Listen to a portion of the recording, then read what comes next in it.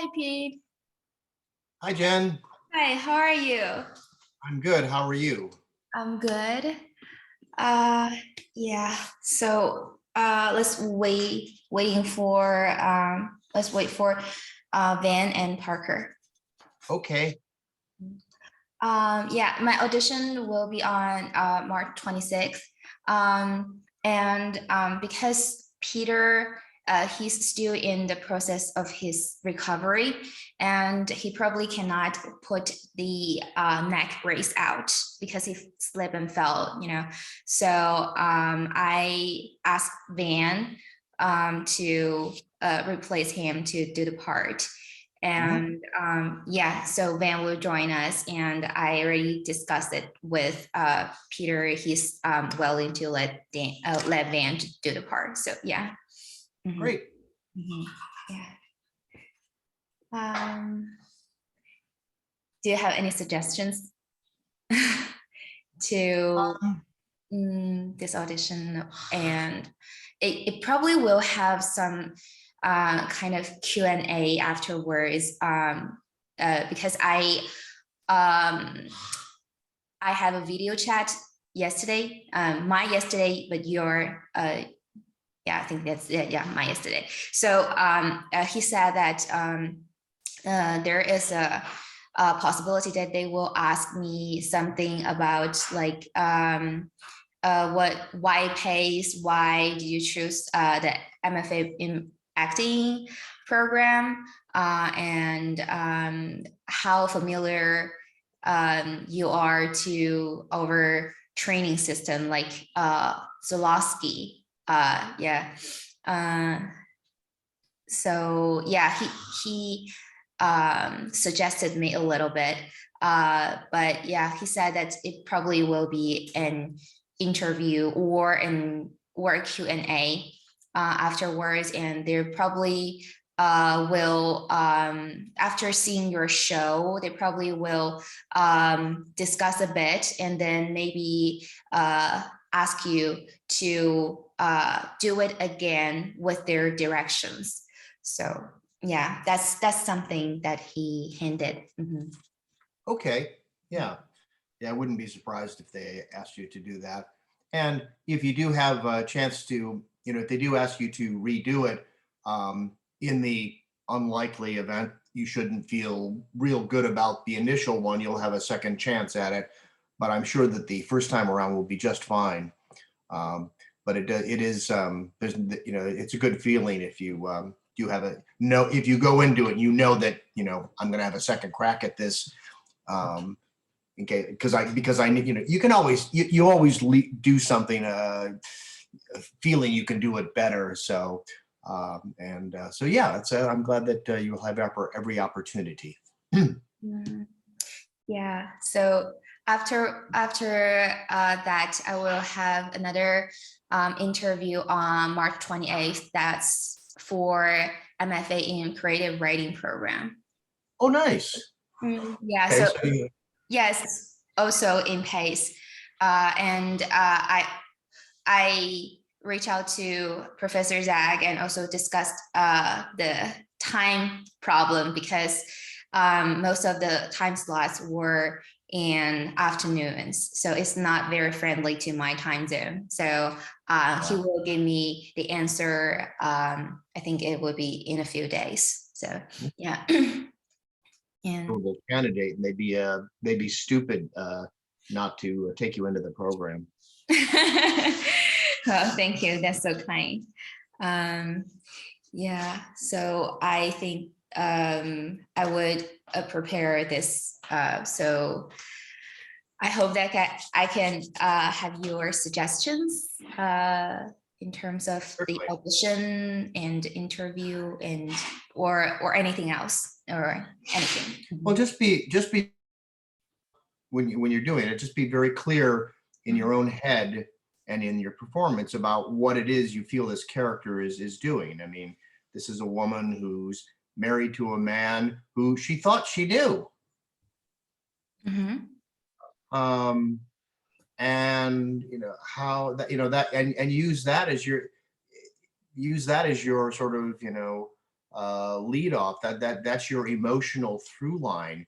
Um, you run the gamut from being hurt to angry to whatever, and just hit those points where you feel they come in, and play with them. And um, you may very well have met someone like this in your life who you Mm. knew for a long time and thought you knew, Mhm. and then they go and they do something completely unexpected, and you realize that, well, one, the biggest difference between these two people is that one is willing to change and the other one is not. And Mhm. you're the one who's not willing to change because you're afraid to Mhm. change. And so uh, you could come at it from you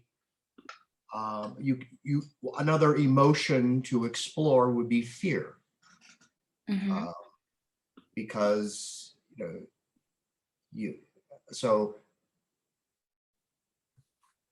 everything from confusion to anger to fear, and allow these to color your performance as you go through it. And as you go through it, you kind of mark the places where you feel, okay, I would be, I think that she's angry here, I think here, and I think that'll give you a little bit of an edge. um, Not to play the same emotion throughout, but to color and vary it as best you can, and try to get that feeling. Does that make sense? Yes, of course. Yeah. Yes. I think I already work out the layers pretty much. Now is the thing. Professor Zach pointed out that the scene will have a time limit that will be 3 minutes. So I have some thoughts about where to cut. Um, I wanted to ask you first, what is your first instinct for this 3 minutes? Hmm. That's really hard because it's such a well-written piece and you hate to cut anything. Yeah, I know. I know. I really, you know, I just wish that they could see the whole show. Um, so, okay, I'm gonna say mine first. Yeah. Yeah, My go ahead. my first instinct is from um, a page.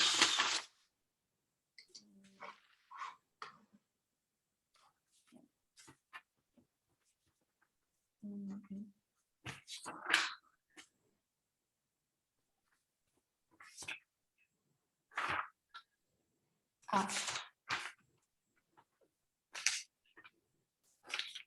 I think that's page 48 um, on your side. Mm. Okay. And it is from So. The wife said, "So what if I were to tell you that one offering place went around to um, no, no, they're not. After Pastor said, our beliefs are mostly the same. So that's my first instinct. Oh, here's Parker. Well, I'm all about going with your first instinct. Mhm. So I think that if that's the what you is that if that's what you feel, that would be good. Now, another place where you could cut would be any places where it's repetitive. Um, Mhm. and are you starting at the top of the scene at the very beginning, or are you just going to kind of jump right into it? Jump right into it. Okay. That's 3 minutes. So yeah. Okay. Mhm. All right. And again, it's gonna be your performance that's gonna sell it, and it's going to be. what you bring to it. So the upside is you have excellent material to work with here. So even if it's not telling the entire story, it's telling you. I think they'll get, because the writing is so good, they're going to get what it is that the scene's about. So yeah, I would trust your instincts in terms of the cutting, since you know the material a lot better than I do. Um, and trust in the material. Does that make sense? Does that help? Yes, yes. Hi, And Parker. trust in yourself. You're very talented. Thank you. Yeah, Parker, the news is that Professor Zach pointed out that it will be a 30-minute scene. So I should cut something. And I just talk about that with Pete, that my first instinct is from, so, Hello. hi, Wen. Sorry, I'm late. Yeah. It's Hey, from, Van. Hi. yeah. So Sorry. so what 3 minutes are you thinking of focusing on? Yeah, my first instinct is that so what if I were to tell you that when offering place went around, a little piece of paper that I put into place said Joshua and now Paul. And to no, they're not. And the last line for pasture is no, we have the same beliefs. And I say no, they're not. That's my first instinct. When he said that I should do it at 3 minutes, or the rest of them, or they would just call it a stop. So yeah, that's my first instinct. Why the why those 3 minutes, Jen? I don't know. It's the rule. Yeah. No, but why those 3 minutes? Why this one? Why that excerpt? Yeah. I don't know. It's just like a first flash in my mind. Okay. Yeah, just It's not a lot of time to show range, and yet it's an infinity. Yeah. To be or to not to be, it isn't much longer. So you can also show a range. So I think what you want to find at the 3 minutes that you can go through, let's say 3 colors, right? Anger to disbelief to something else within 3 minutes. Because you want to show them more than just this, you're trying to get this thing into the past, or right? What if I told you I'm the one? I put Joshua's name on the plate.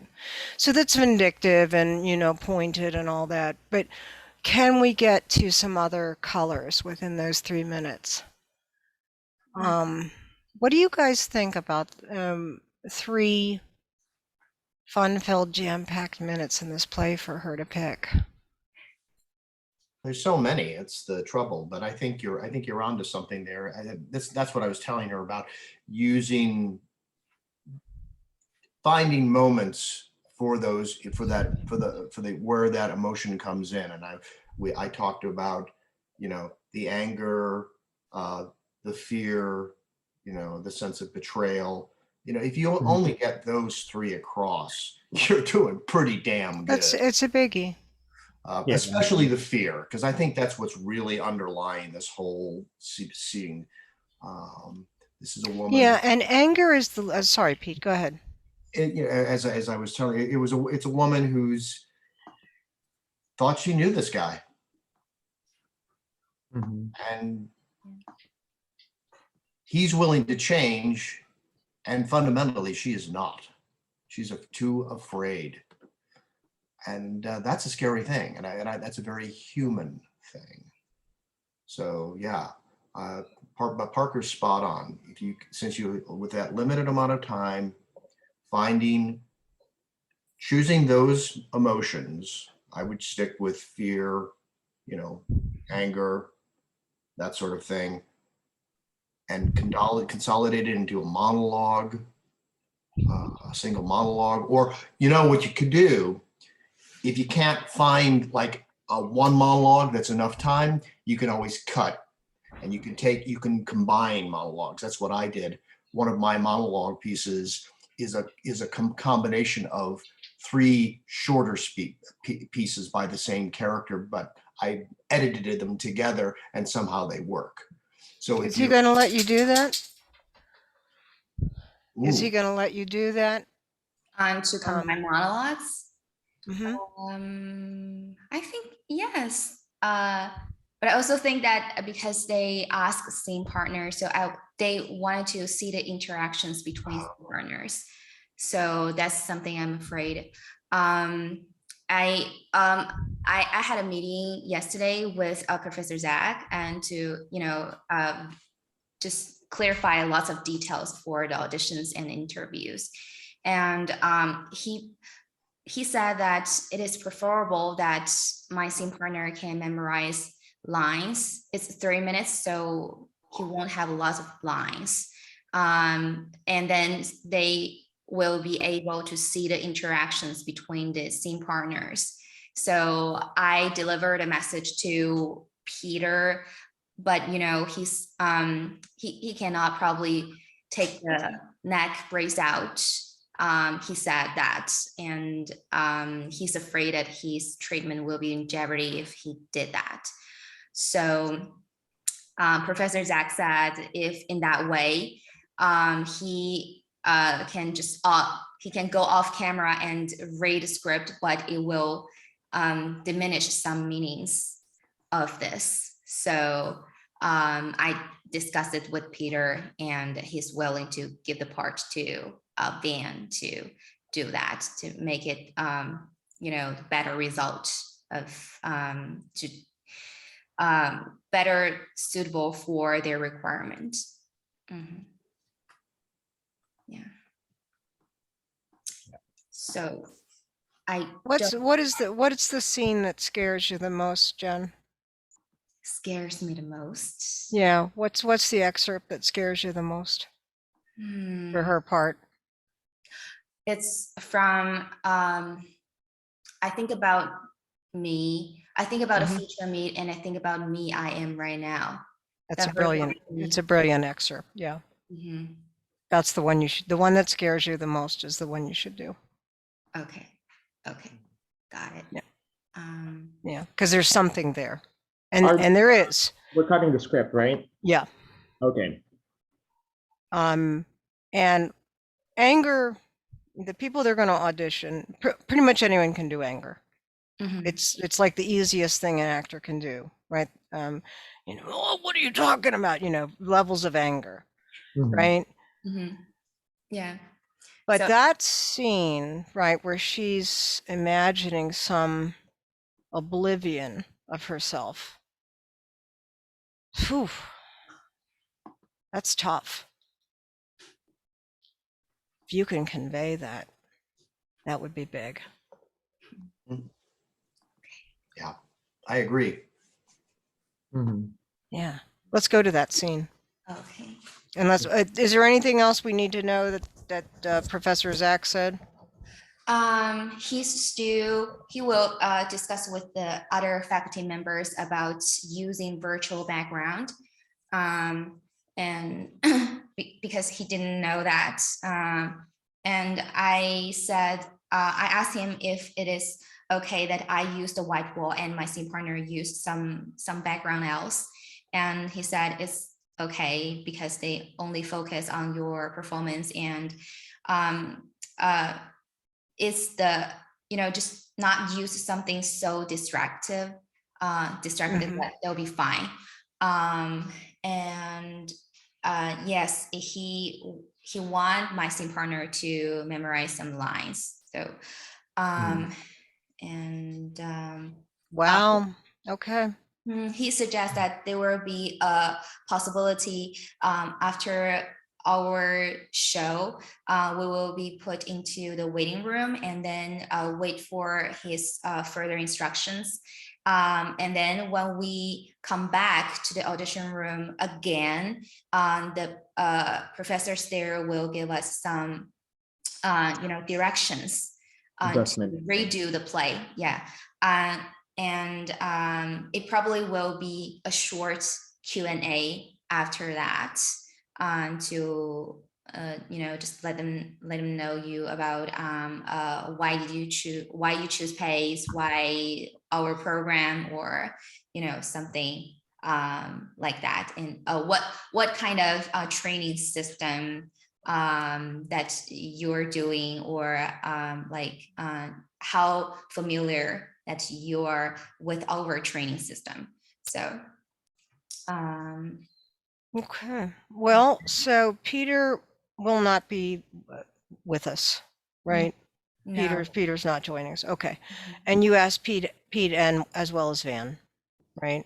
I asked Pete for directions and comments. Oh, okay. All right. Pete, Well, you got it covered.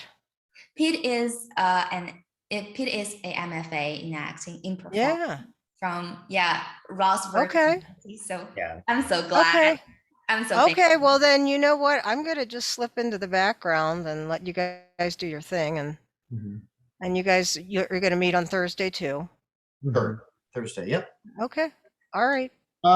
Wait. So where are we going to start now? Like which parts of the script are we going to cut? Yeah. So, what's your suggestions? Oh, Yeah, I thought you guys I'm gonna- already like.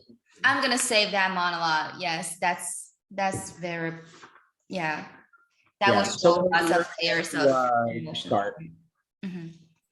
Well, I like Parker's suggestion about doing the bit that you think is hard, but remember, this is a showcase for you, Jen. Mhm. Yep. So you can keep Van's participation in it minimal. Yeah. You know, he will be Yes. there. He will be there to support you in every way he can. But this is about you. This is a chance Yeah. for you to shine. So just as you work through it, just keep that in mind. So yeah. Yeah, I mean, like, yeah, I mean, if you want, we can read through like all 14 pages and then pick the one wherein you're kind of like, wow, like that was the one I was kind of like, afraid of. And just remember, like, so each page, like on Microsoft Word, when it's written like as a script, that's usually a minute. So essentially, you have a 14-page script here that we're paring down to 3 pages. Mm. Okay, so we're gonna choose 3 pages to. 3 to 4. I mean, that would approximately be 3 minutes, pretty much. So yeah, and you have 14 pages here. So I mean, if you want, we can read through the script, like all of it, and then you can kind of like see like which part do you think would be like which part do you think is the one that scares you, and that's the one we're going to do. Okay, so let's do it from the beginning. And In the beginning, yeah. Pete, could you give us some suggestions afterwards? Sure, I'd be happy to. Thank you. Yeah. Okay. And I look at my wife and I say, hey. Hey. And I say, how are you holding up? I'm not sure. And she says, I think more people just left our church. and she says, Maybe. she says, Maybe it's not such a good idea to talk about Hitler. and we lie in bed and I think, and she asks, What are you thinking? and I say, I'm thinking about that woman. What woman? That woman, Jenny, the woman who, Thinking what about her? did she go to your women's Bible study group? She did. And she had all those questions. And it sort of made me wonder if she ever asked you any of the questions she asked me, and made me wonder if you ever tried to answer those questions. And if you did, I found myself wondering what you said to try to answer those questions. I'm not suggesting you did anything wrong or any of what happened was your fault. No, oh no, I know. I'm just curious. No, she never asked me any of those questions. And have others Have others what? asked those questions or similar questions to the questions Jenny asked? Have other women in your women's Bible study group, since I delivered that sermon, have others come up to you with similar questions and concerns? Yes. And what do you tell them? I tell them if they have questions about something you said, then they should ask you, not me. Oh, okay. I don't want to put words in your mouth. Oh, sure. Thank you. I no, yeah, that I appreciate that. But I was also thinking, maybe you could. I wouldn't mind if you fielded some of those questions.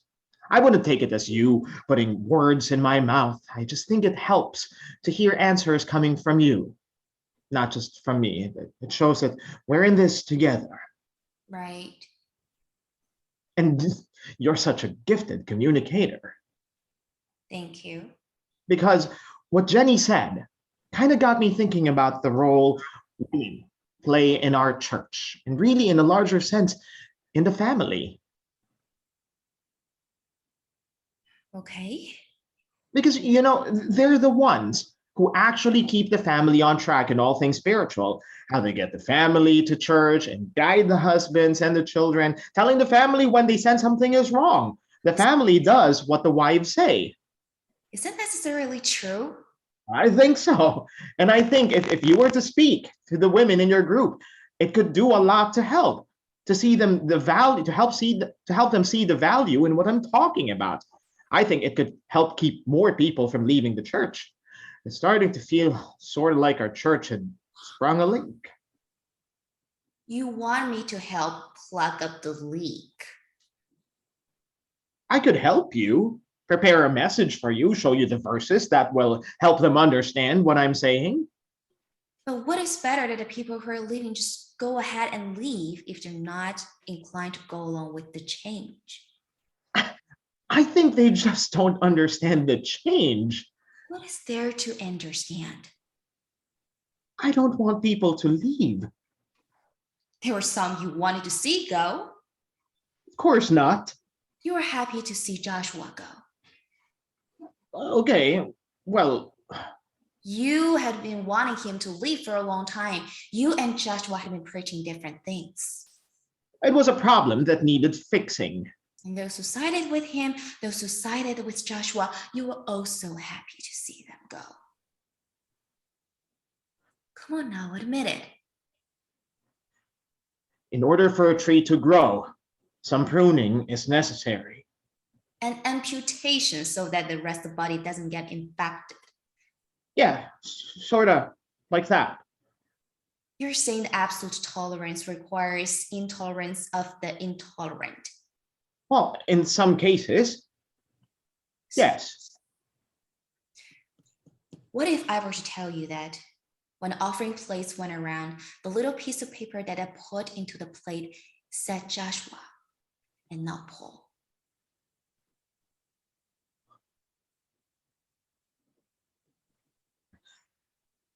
Is this a hypothetical question? No.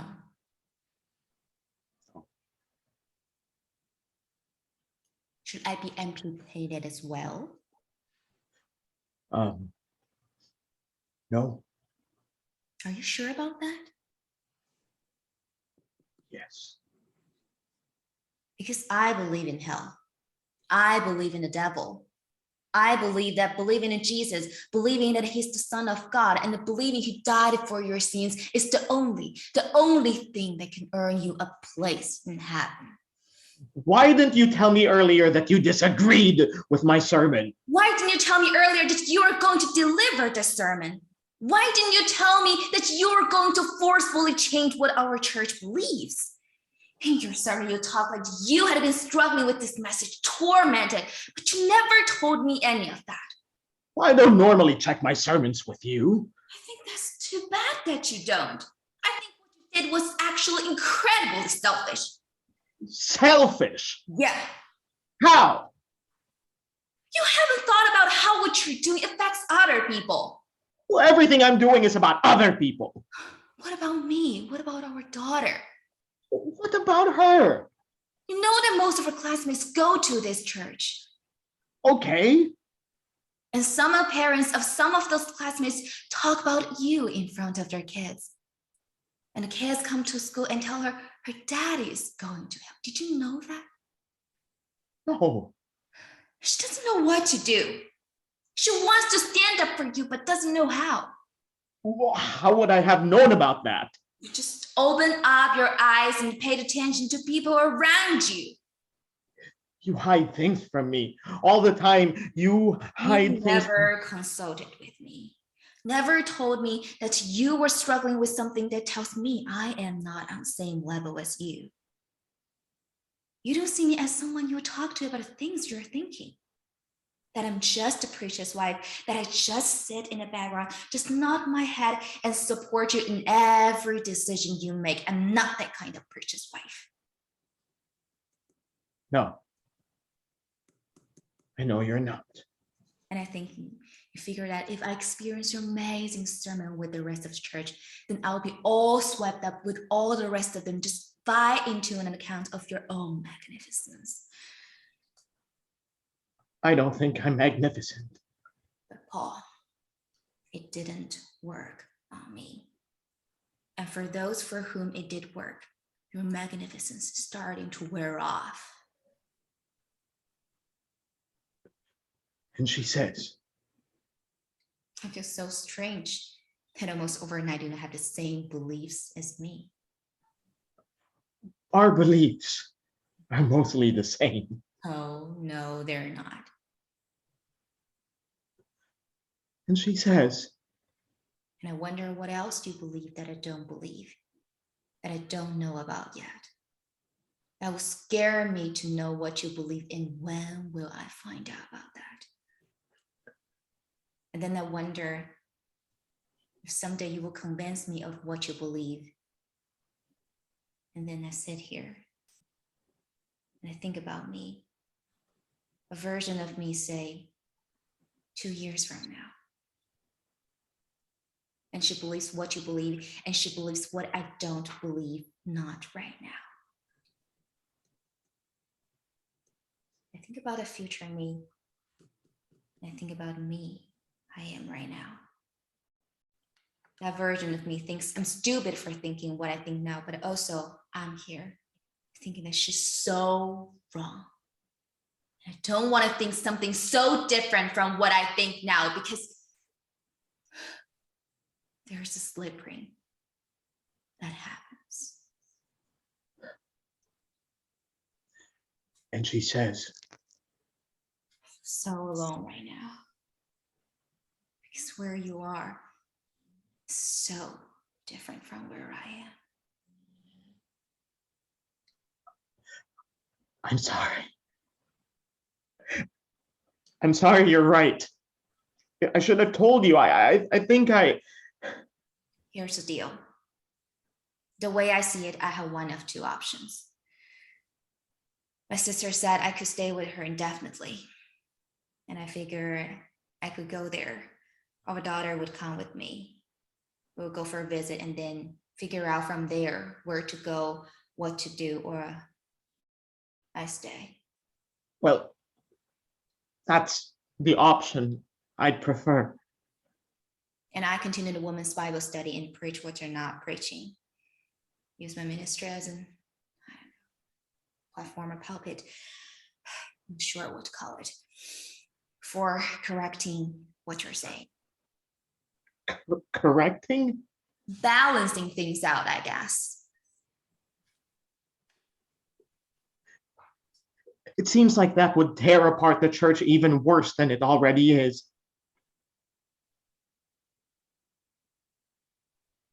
Oh, what do I do?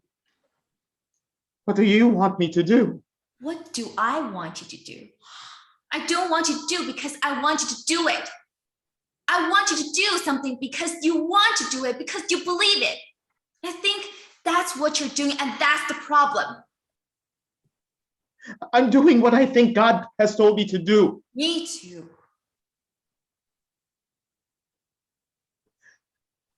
Do you still like me? I do still like you. You still find me attractive? I do. Do you still find me? Of course. You? Yes. Oh, that's nice. You're very attractive. Good to know. But I wish I didn't. I wish I didn't like you. I wish I didn't find you so attractive. I wish I didn't want you here in bed beside me. I wish I didn't think that you're so smart and kind and good. I wish I didn't find you so magnificent, because if I didn't have all those feelings, it would be so easy to.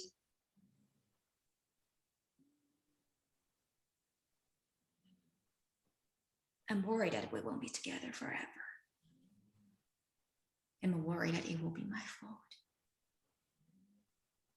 And God will say, when it comes to time to say the things, He will say, why did you fail him? Why did you let him fall away? Why did you not do everything you could to keep him from falling away?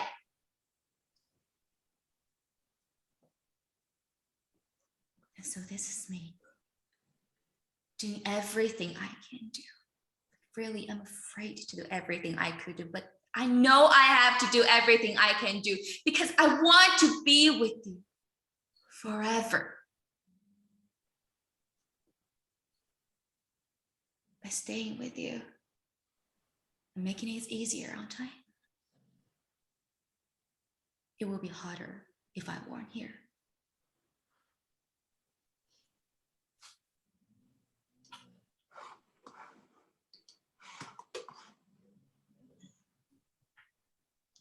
Fewer people in church this week than the last. This year, fewer. And next year, even fewer. I wonder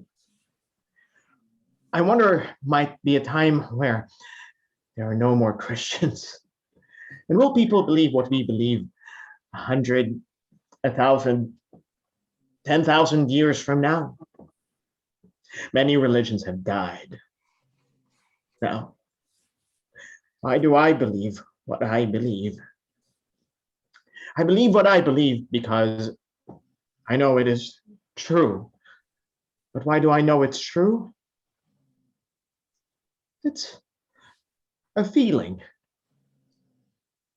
And where did that feeling come from? God. God put it there. But how do I know it's God who put it there? Well, I know it's God because I believe God is there. But how do I know that God is there? Because there's a feeling He put inside me. But what if it were different?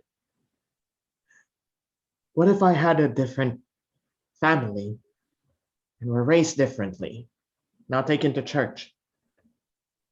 But I was taken to church. And I had the family that I had. And they raised me to believe that the feeling I feel is from God. But what if this? And what if that? But no. What didn't happen because God made it that way.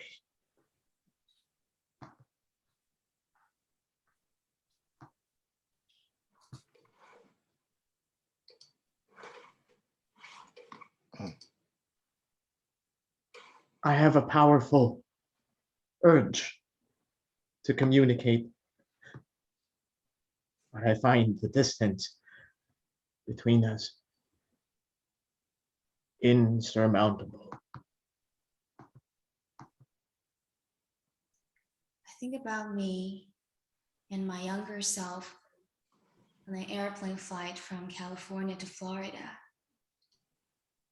And I think back to the handwritten note handed by the stewardess. I think back to me looking back at the aisle and seeing a handsome man waving at me. I think back to me at that moment, hearing a voice that sounded like God saying, "That's the man you will spend the rest of your life with." Sometimes it's really hard to really know which voice is God and which one is your own wish for self.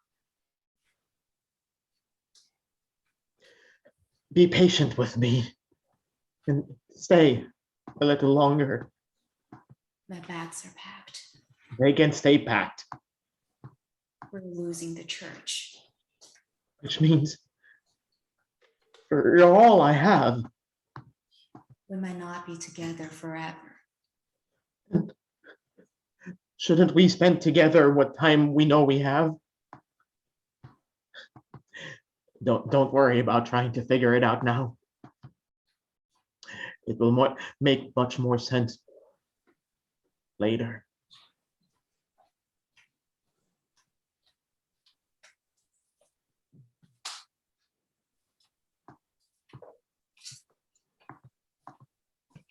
Okay. Thank you. Nice, nice. I made some notes, but I think my gut feeling, well, what do you think? Let's go back to what Parker was saying, and Jen, what is the moment that is most challenging, most for you personally, or the character? I still think that when I did the monologue about, I think about the future me and about, and I think about me I'm right now. That monologue, it's I changed my emotion from, the anger to fear, and not just fear about me, the future change. It will be that woman will become a stranger if she keep it that way. But also, I'm also afraid that I cannot be together with, Paul. So, and I don't know the solution actually at that moment, but when Paul said, I'm sorry, something like that, and I think about something, it's in the backup, and I said that, okay, here's a deal, here's a backup plan that I made it for myself. I don't, it's like, I don't think that I would use that, but I think now is the time to use it. It's like a final backup plan, and I really need to do that. So, yeah, so that's the motion change. And I really don't want to keep that anger. I wanted to have the solution. But maybe the solution will be verified, not able to process, because I said later that I will continue the women's Bible study and preach you're not what you're not preaching. And I was confused. How can I handle this situation? So I was like, use my ministry as I don't know.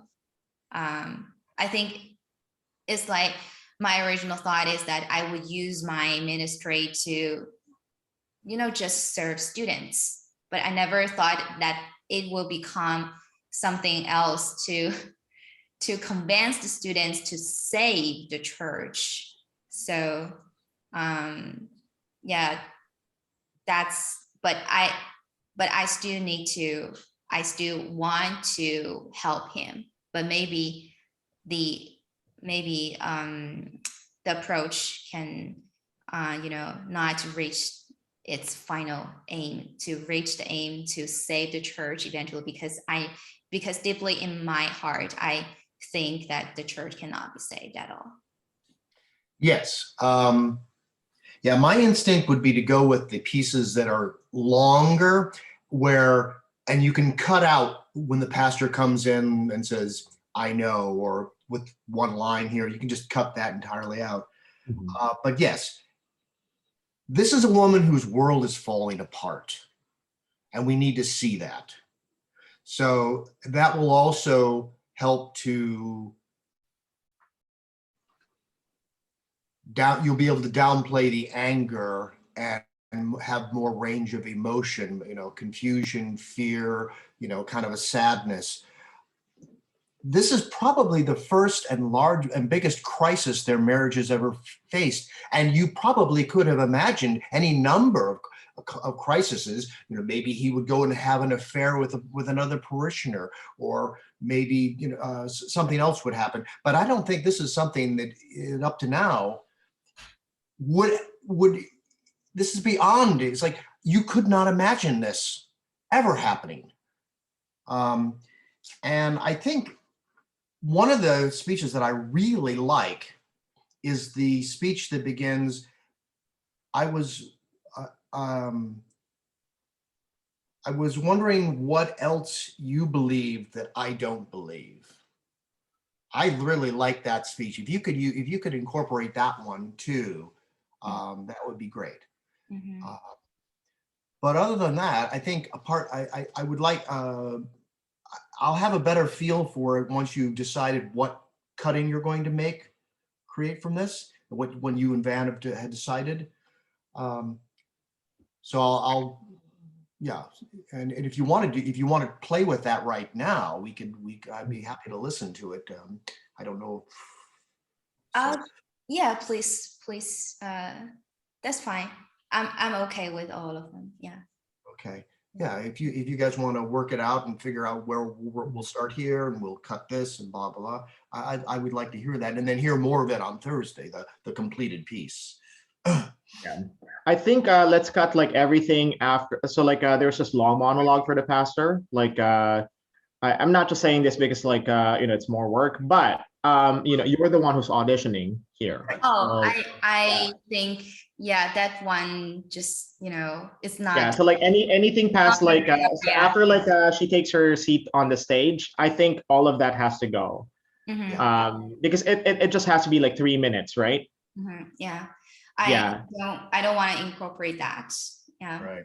Mm-hmm. And I like the airplane bit, but we don't know the reference because we don't hear that part of the sermon from before. Yeah.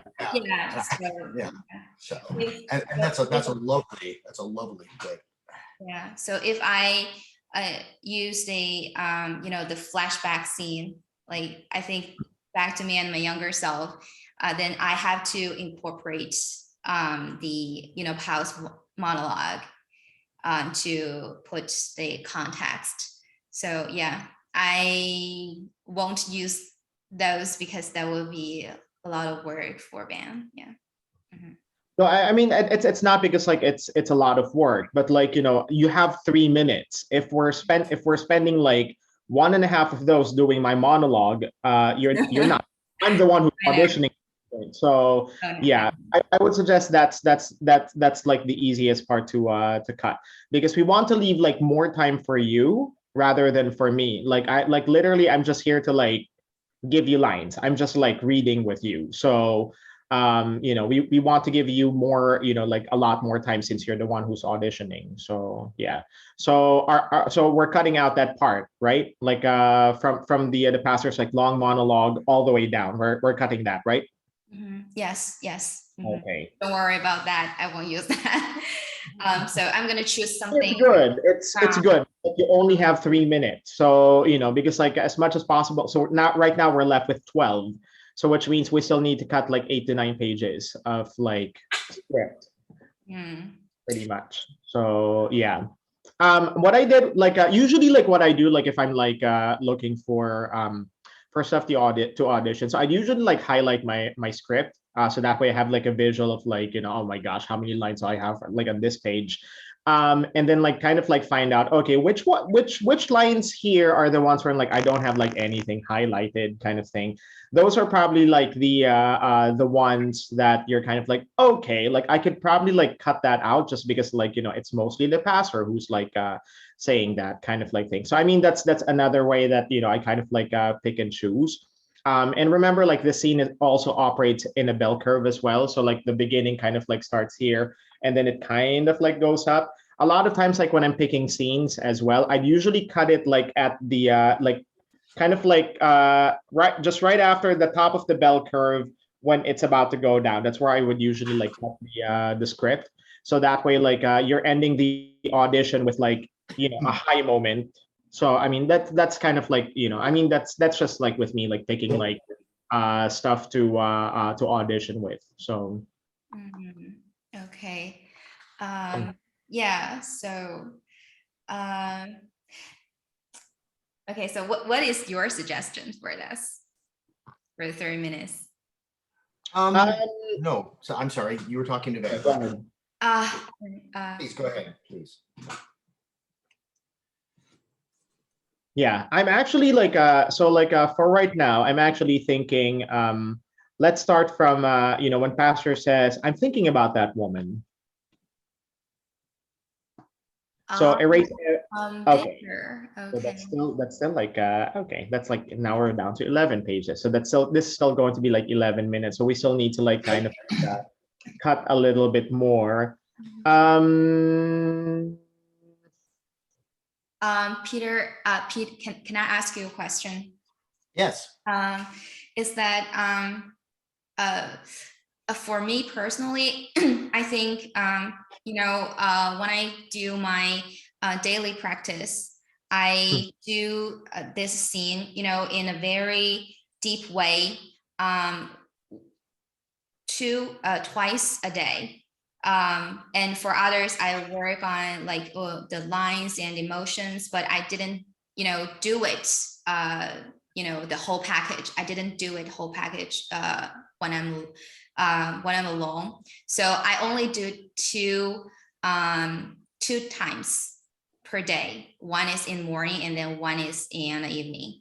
So because I feel that if I do it like over and over and over, and then the emotion will, just become a reputation thing and will become the, cliche. So I won't put my like full energy into performing it. Do you have the same or similar experience? And what is your solution? I am a big believer in the whatever works school of acting.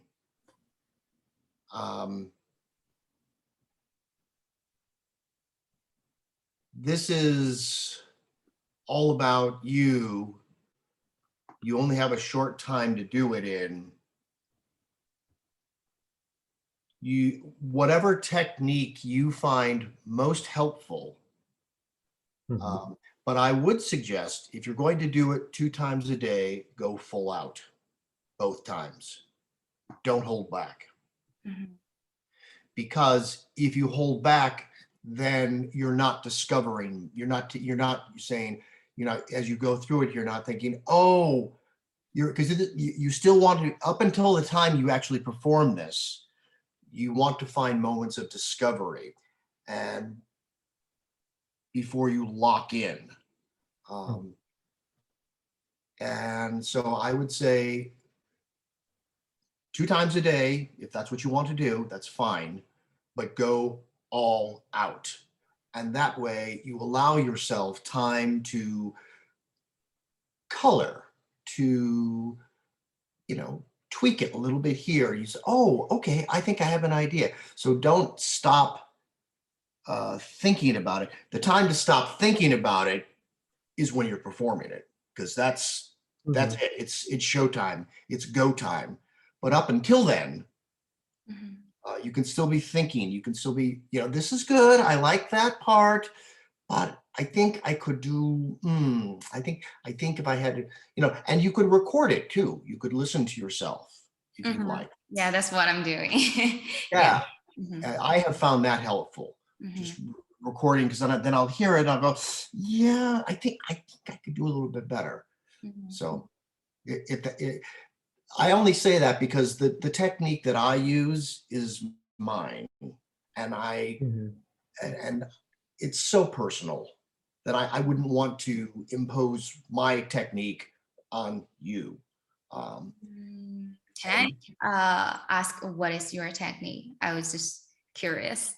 repetition, Repetition. Okay. repetition, Mhm. going it over and over and over again, Mhm. and then even in performance, I will find new ways of Mm. developing it, because that's the one thing beautiful about our craft, is that it's never quite finished.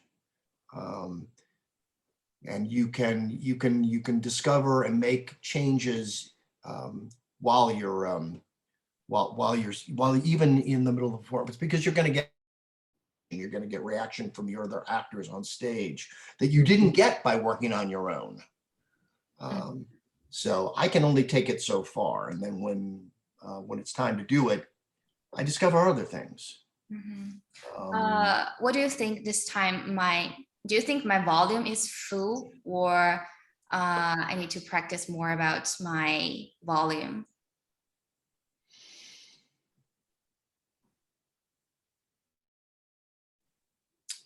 Parker pointed out before. So, um, I think your volume is good. mhm. If your performance goes anything like the reading did tonight, anticipate audio dropouts. Mhm. Mhm. And there's nothing you can do about it. You probably won't even be aware of what it is. So of when they happen. Um, Mhm. it happened with Van too, once or twice. And Mhm. so your volume is fine. It's what you want to do is, as Parker was saying, anger is so easy. You want to portray this woman as a woman whose world is falling apart, and she is at her wit's end. That's what you want. Um, it's easy to yell at this man. It's easy to be, just this asshole. You trusted him, and what the hell is he doing? Mhm. Um, Combined with your feelings for him, you still love this man in spite of his change of direction. You still fundamentally love this man, but you don't know if you can stay with him. Mhm. Um, so is that helpful at all? Yes, yes. Yeah. I was thinking about still where to cut. Um, yeah, and I I don't really know. Do you think that now my performance is good enough for the program? What's your instinct? What's your prediction?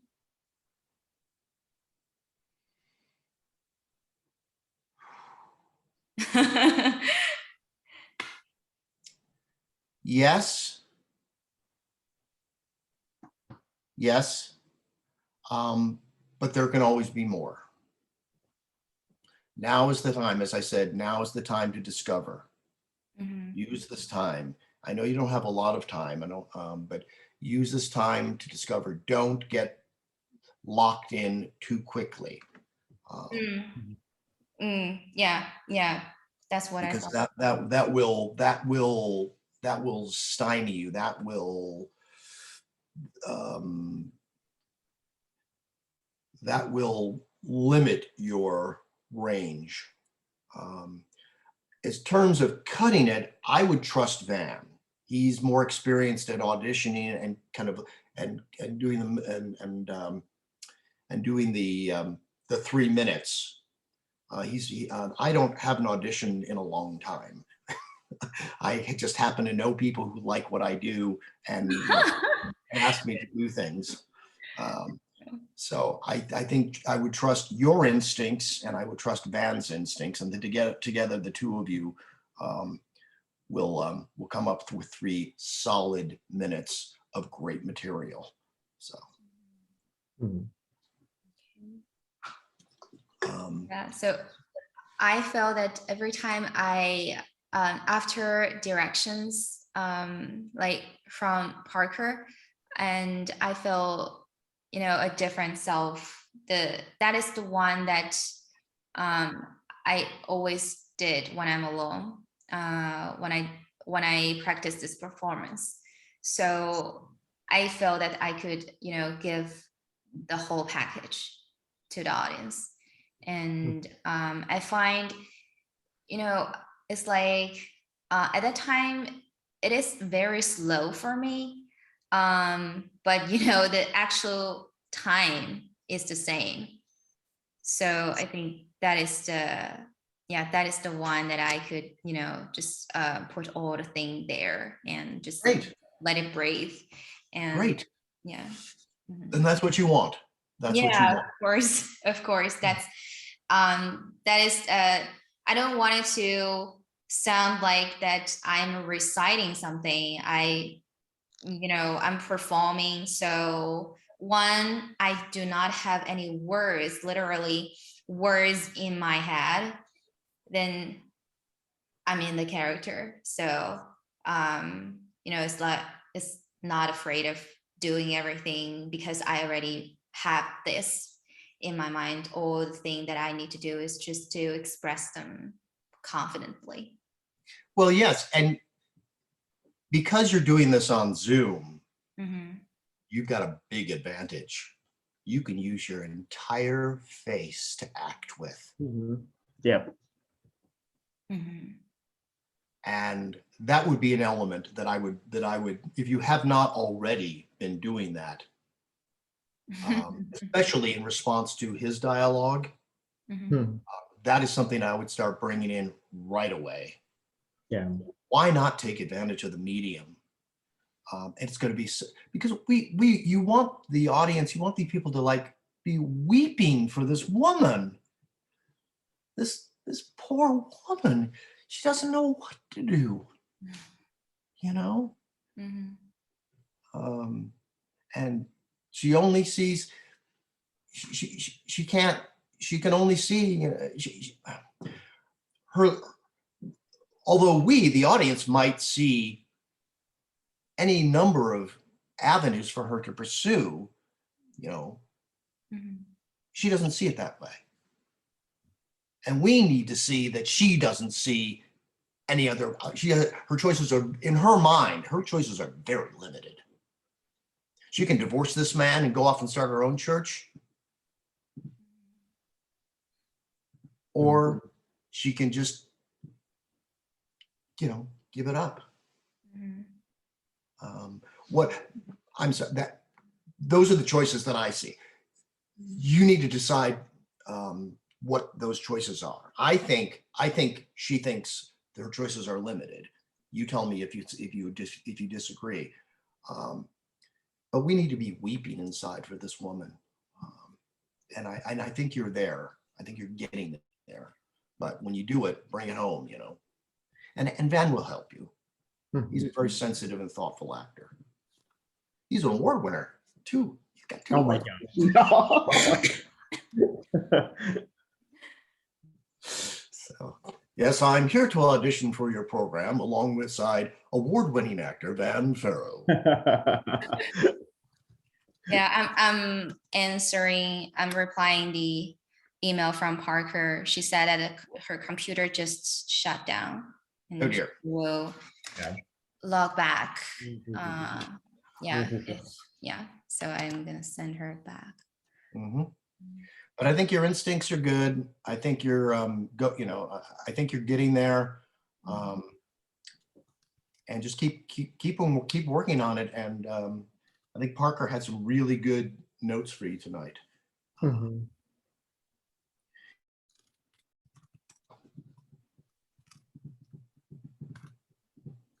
Yeah, and like I would agree with Pete. Don't get locked in, because like I don't know if you're the kind of actor who gets bored after a while. Like I'm that kind of actor pretty much, so that's why I do like different. Yeah, but repetition helps because like especially when you're doing theater. A lot of times, like there are days where I'm like, I don't really just feel like that, like kind of, like that. That's why for me, like repetition helps because like at least like I would know, the more that I'm doing a show, I would know like, oh, for this moment, I have to be here emotionally and everything. Like if you keep doing, repetition, with all of that, it's just going to become like second nature to you. And that's what you want acting to become is, the character has to be like second nature to you. Like literally, like you could be like driving a car. And then if you're asked to like, hey, can you act a scene from this? You're there right away. That's what repetition is. And honestly, like, I mean, for me, like repetition doesn't usually, like take away the like the freshness of the performance. A lot of times like it actually makes it like stronger because and this works for for theater because for film, like once you filmed it, you're fine. It's like, if you have any regrets with your performance, well, sorry, it's already on tape. But like on, in theater, like that usually like works out. So yeah, so don't discount like the if you're like performing it like over and over again, that like it, you're going to lose the edge. The people who's going to be seeing your performance, that would be like the first time they're going to be seeing it anyway. So like it's not going to be like, oh well, it's like it wasn't like how she performed it before. Like no, it's the first time they're going to be seeing it, so it's fine. Yeah. So yeah, it's very funny that you pointed out because at the when I graduate from the Lee Strasberg, there is a show there on from all the 1 year or 2 year conservatory students, and the show was held 2 nights. So it's the same show, but they did it second time. Yeah. I find lots of things were different when I saw it the second time. Yeah, I know where is the laughing point and where is there the hanger and such, but it's still it's very funny that to see, oh, if you do it the second time, it is completely not like completely different, but some gestures and the way that they deal with the emotions were different. Yeah. That's why I don't watch like if I'm invited to watch a show, I don't usually see it in opening night. Just because like opening night, there's still like a lot of like kinks to be ironed and everything. I usually see a show like in the middle of its run. Because at that point in time, like I kind of know like the actors already, like they already know the roles, all the props, everything has been kind of like ironed out already, kind of like thing. Some directors, like especially if they directed the show, they'll usually come in like opening night and closing night to see how like the show had progressed or how it's kind of like improved.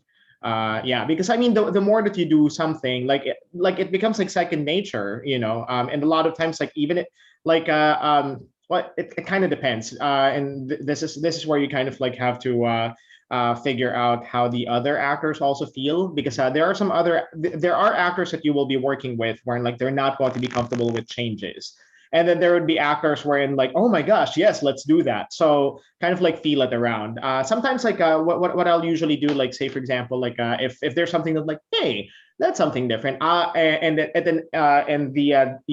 the line or the moment involves another actor. I'll usually give the heads up to the actor, like, hey, I'm thinking for this moment, just for it to be like fresh.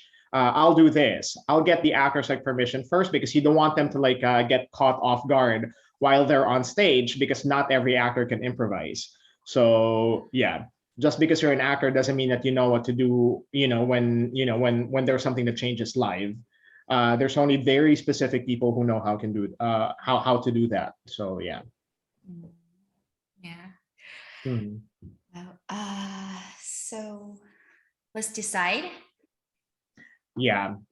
So which one is like your so like with the script that we have left, which one do you think is your most powerful moment? And then we can trim from there. Mm, okay. Wait a second. Mhm. The one where you're kind of like, whoa, I didn't even know I can do that, kind of like that kind of like moment, pretty much. And I mean, like honestly, like if you can think of it right now, like you have the recordings, you can view the record. Yeah, sometimes like when I watch myself, I'm kind of like, whoa, like for real, like or sometimes it's just kind of like, oh, I should have done something different. Like, but those are what those recordings are. Like you kind of like get to point out, like, oh, okay, like that was like a powerful moment there. I did a pretty good job. So like I would suggest like if you can find like any moments right now, watch the recordings that because you recorded the one from last time and the one today. So yeah, look at the recordings and kind of like see like which ones were like the which parts were you think like you were like most powerful, you that you were most impactful, and then we can discuss like next time like which parts we can cut. Because I think you probably need to see yourself acting in order for you to be able to decide. Okay. Yeah, I saw the last time when we did it with Parker, and after her direction, I find that very powerful, and Mhm. yes, that is the one that touches me, and Mhm. but I forget where that is. I think I think last time we worked with Parker, that is like that was the one that I said is so what if I ever tell you that one offering placement around blah blah blah. Yeah. And, Mhm. oh, wait a second. I'm gonna take the charger of my laptop. It's Mhm. battery side.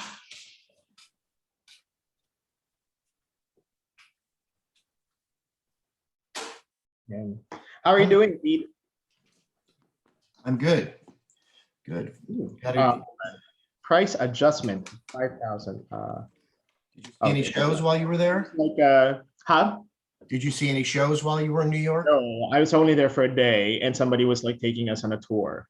Oh, Yeah. So I actually wanted to come back on Tuesday, but my aunt was like already packing to go back to well she's gonna go visit and she's gonna take care of like some things in the Philippines for like a week, and then she's going back to New Zealand after that. So she was like packing and shopping and everything. I wanted to go back to but she's like, yeah, I'll come back next year. We'll just watch like something because I want to see Company with Patty LuPone.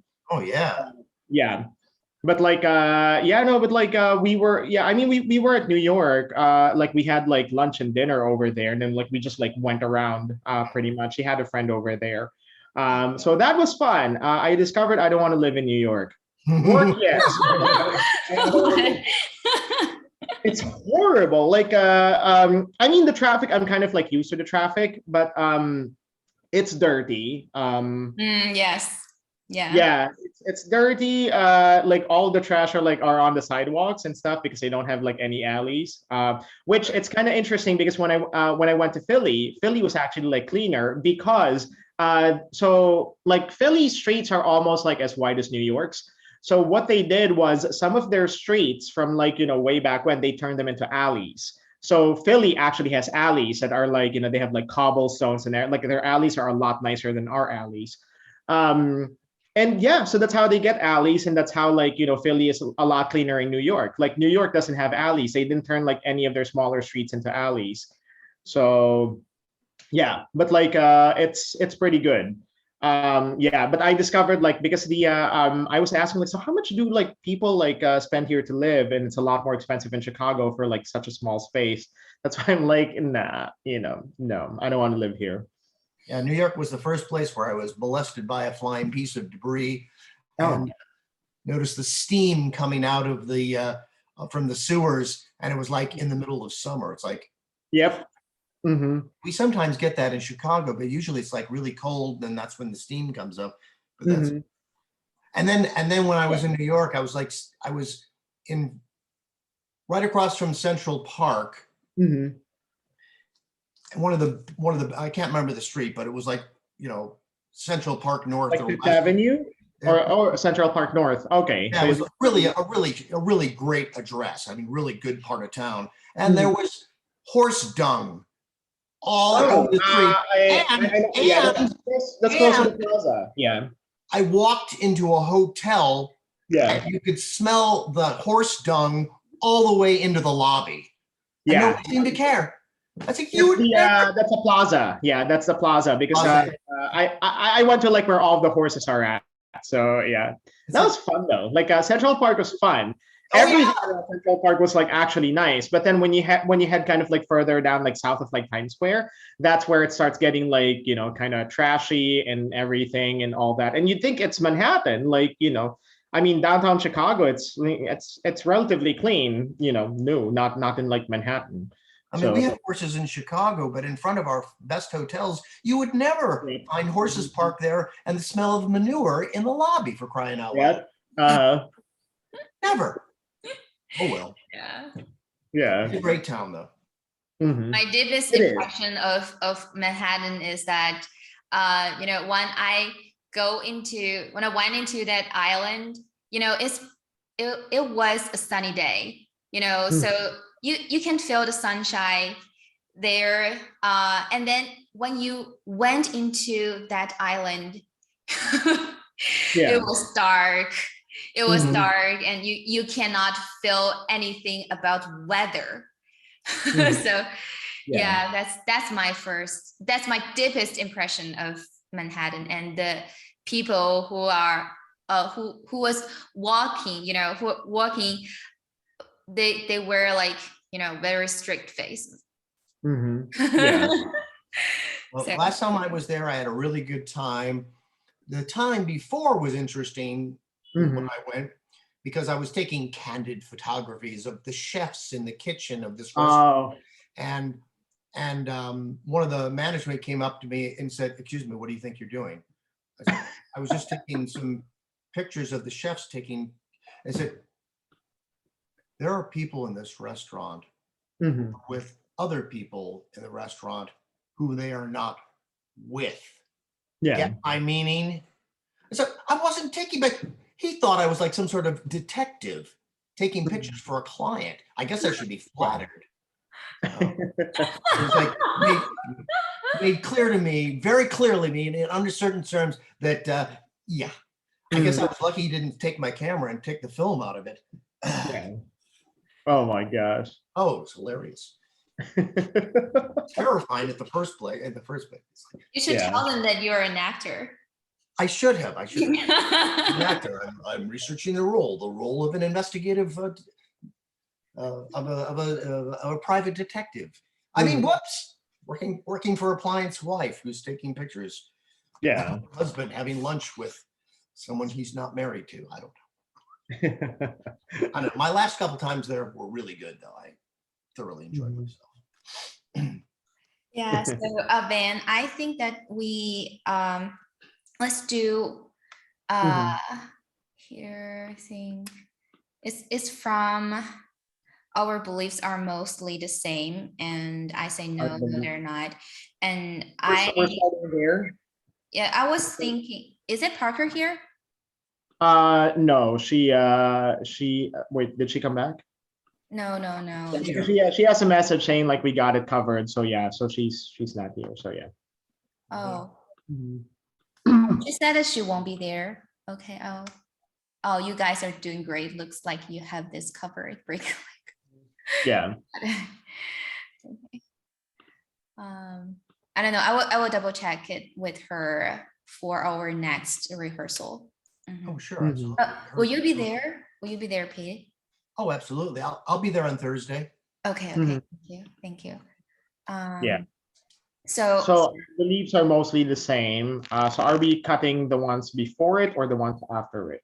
after we cut before and we do our beliefs are mostly same and scroll it down to So what we're starting from our beliefs are mostly the same, right? yes. Okay. Mhm. Go off Okay. Our beliefs are most so beginning of scene is like our beliefs are mostly the same. And Uh, I'm gonna count down to to Hmm. see that fit the requirement. Yeah. Yeah. No, that would be good. Yeah. Mhm.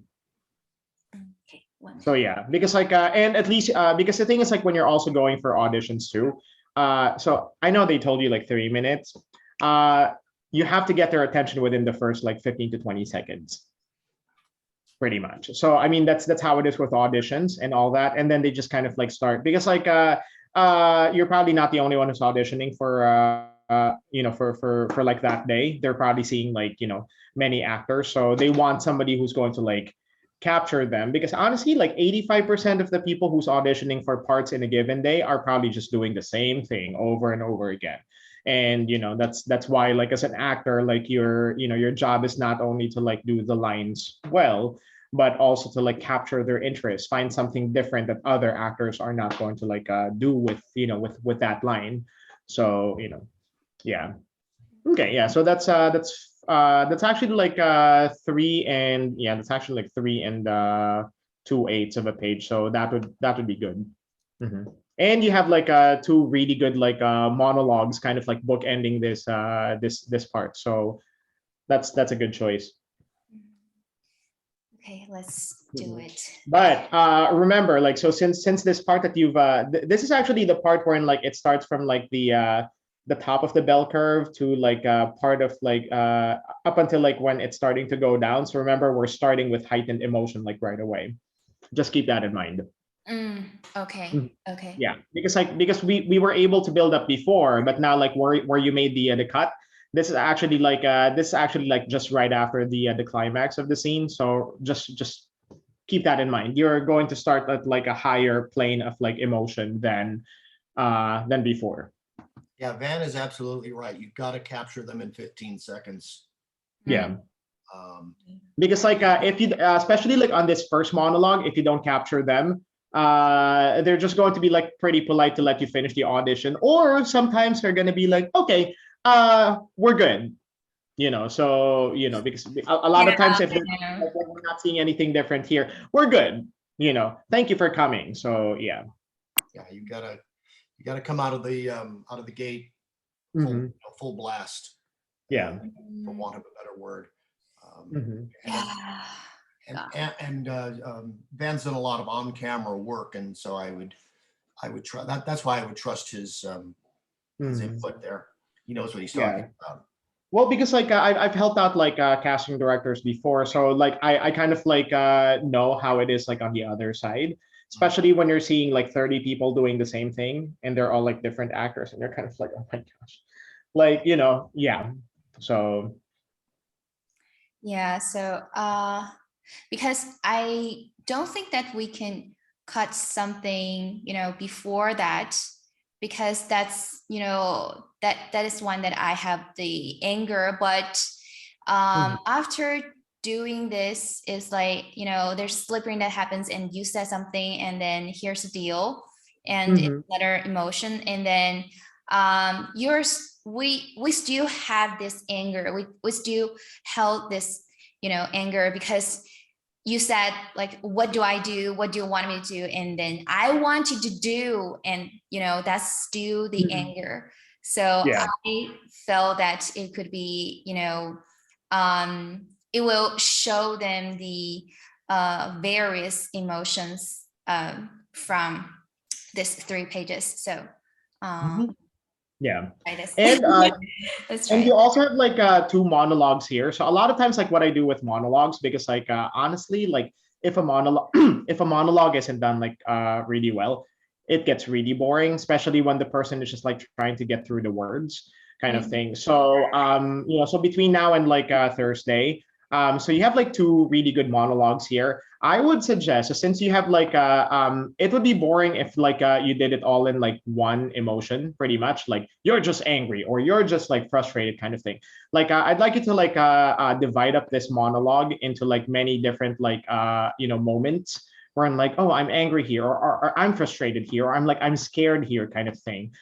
Because at that point, like when you kind of like tell yourself like, oh, I'm angry here, I'm frustrated here, I'm like this here, I'm like this here, it's going to become like a more nuanced monologue.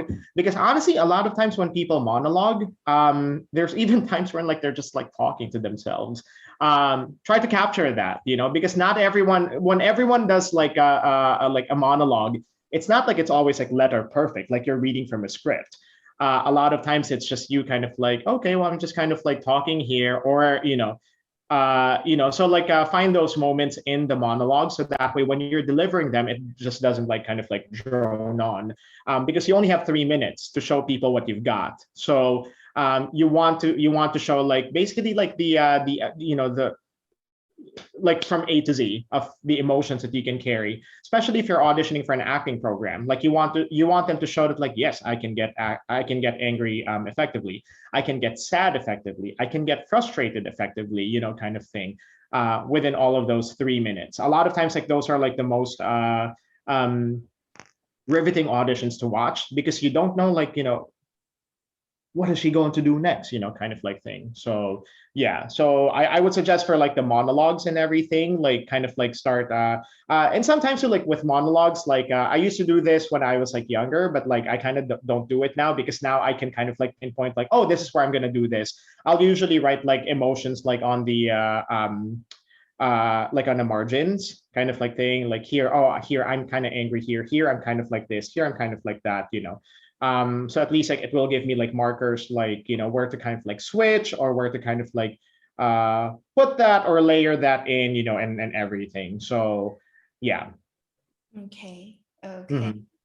Yeah. Yeah, you have, That's you have like 3 minutes, and then of course like when they make the adjustments and everything, a lot of times like it's kind of helpful, like and this actually shows casting directors that you listen and you're a professional. So if they give you like direction, read back the direction to them. So like say for example, like say for example, if the director says, well, I'd like you to slow down when you say I think about that future, then you'll say like, okay, so slow down when I say I think about that future. So that means that like they know that like you picked it up correctly, and they would kind of like know that like, oh, this actor listens, because 85% of actors who audition don't listen at all. So I'm sorry, yeah. what were you saying? I wasn't listening. And, Well, because and like your I, and I your I- I've face. I've seen this in a lot of auditions, wherein like I'd like you to make this adjustment, blah blah blah, and then the actor's like, okay, and then it's the same performance. Like there wasn't any variation on like the tone, inflection, blah blah blah kind of thing. I'm like, well, why did we even like direct you? Like you don't follow direction, so yeah. Hmm. And that's important. Like when you're an actor, like a director has to know that like you can be directed. I mean, even Meryl Streep has to be directed, so Yeah, that's an yeah. excellent point, because I Mhm, think above all they're going to want to find out the kind of actor you are. mhm, Do you take directions? Are you listening to them? mhm. You know, Yeah, and because yeah. remember your face. This is a valuable tool, and it's right here. Um, Use that Mhm, to enhance what you're already doing. mhm. Especially Yeah, with this medium, it'll be very noticeable.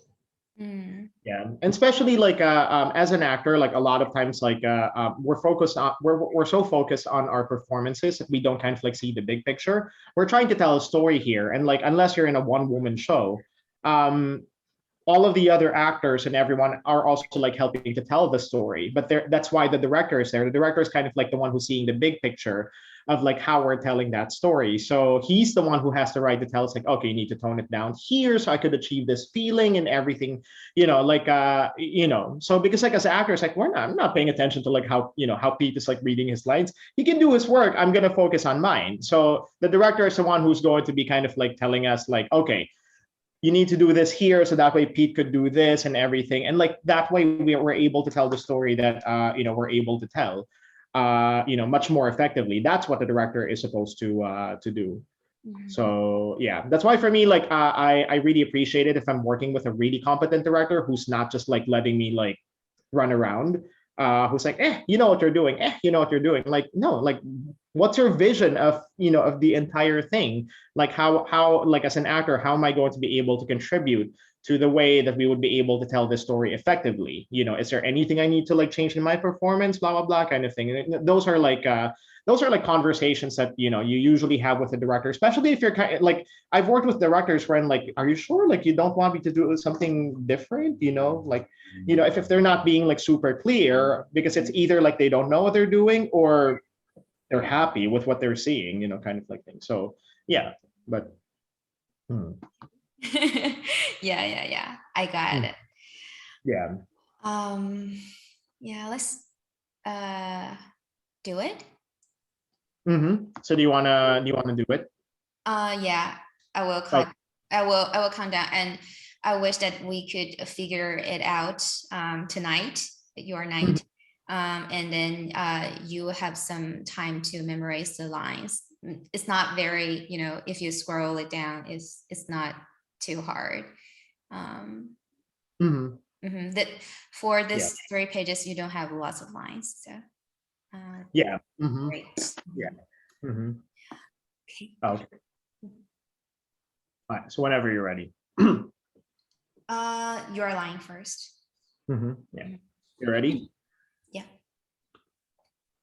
Our beliefs are mostly the same. No, they're not. And she says, and I wonder what else you believe that I don't believe, that I don't know about yet. It will scare me to know what you believe, and when will I find out about that? And then I wonder if someday you will convince me of what you believe. And then I sit here and I think about me, a version of me say, 2 years from now, she believes what you believe, and she believes what I don't believe, not right now. Think about the future me. I think about me I am right now. The version of me thinks I'm stupid for thinking what I think now, but also I'm here thinking that's just so wrong. I don't want to think something so different from what I think now, because there's a slippery that happens. and she says, I'm so alone right now, because where you are is so different from where I am. I'm sorry. I'm sorry, you're right. I should have told you. Here's the deal. The way I see it, I have one of two options. My sister said I could stay with her indefinitely. And I figured I could go there, or daughter would come with me. We'll go for a visit, and then from there, figure out what to do, or I stay. Well, I think that's the option I'd prefer. And I continue the woman's Bible study and preach what you're not preaching. Use my ministry as a platform, a pulpit, I'm sure what to call it, for correcting what you're saying. Correcting. Balancing things out, I guess. It seems like that would tear apart the church even worse than it already is. What do I do? What do you want me to do? What do I want you to do? I want you to do because I want you to do it. I want you to do something because you want to do it, because you believe it. I think that's what you're doing, and that's the problem. I'm doing what I think God has told me to do. Me too.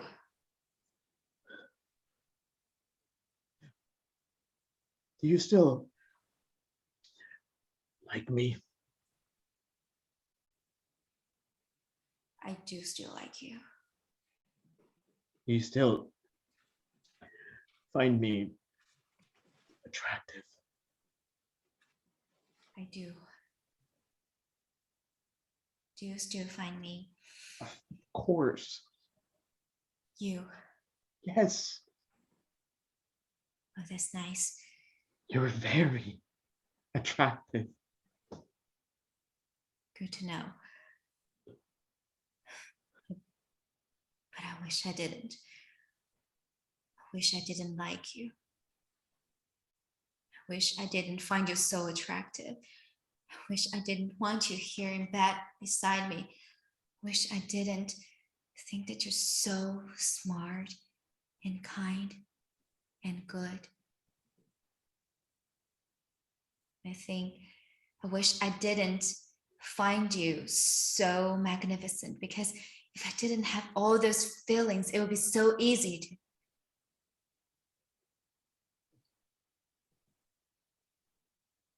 I'm worried that we won't be together forever. And I'm worried that it will be my fault. And God will say, when it comes to time to say the things, He will say, why did you fail him? Why did you let him fall away? Why did you not do everything you could to keep him from falling away? So this is me doing everything I can do. Really, I'm afraid to do everything I could do, but I know I have to do everything I can do because I want to be with you forever.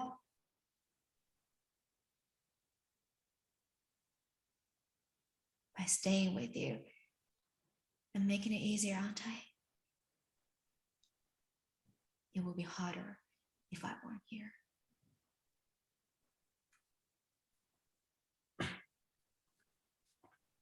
Oh my God, that's 5 minutes. Oh God. Is that 5 minutes? Okay. Yeah, 5:24. 5:24. Mhm.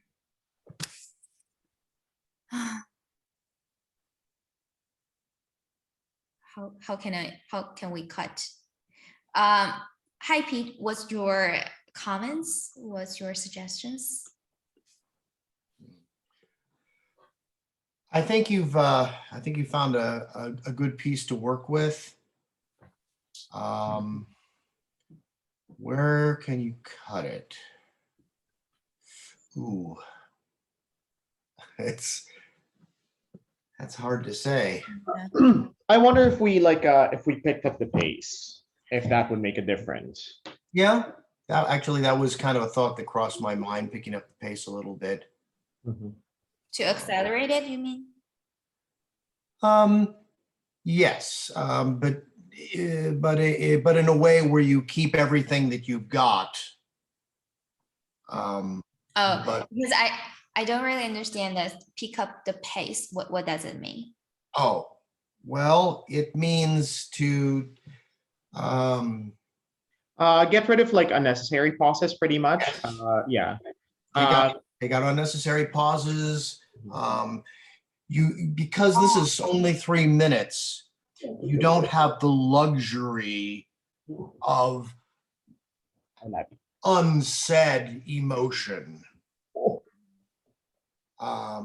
You've got to all the emotions got to come. You can use your face, but you've got to you've got to give the words as much import as possible. So put everything you say into the dialogue.